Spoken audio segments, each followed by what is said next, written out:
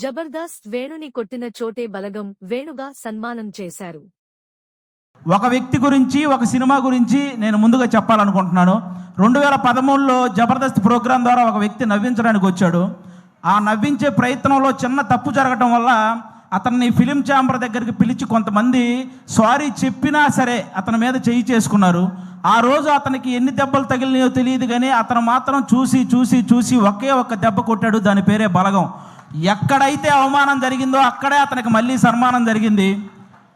జబర్దస్త్ వేణు అని చిన్న చూపు చూసే స్థాయి నుంచి బలగం వేణు అని అందరూ తన వైపు చూసే స్థాయికి ఎదిగిన మా జబర్దస్త్ వేణు అన్న మీ అందరికీ తెలుసు. ఆయనే బలగం సినిమా తీశారు.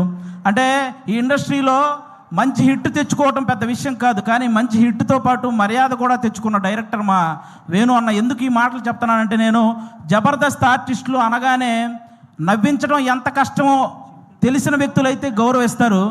ఆ నవ్వించడం ఏముందో లేరా అనుకునే వ్యక్తులైతే చులకనగా చూస్తుంటారు. చాలామంది నేను గమనించాను. అది అలా చులకనగా చూసేవాళ్ళు కూడా గౌరవంగా చూసేలా చేసింది మా జబర్దస్త్ వేణు అన్న. అది బలగం సినిమాతో.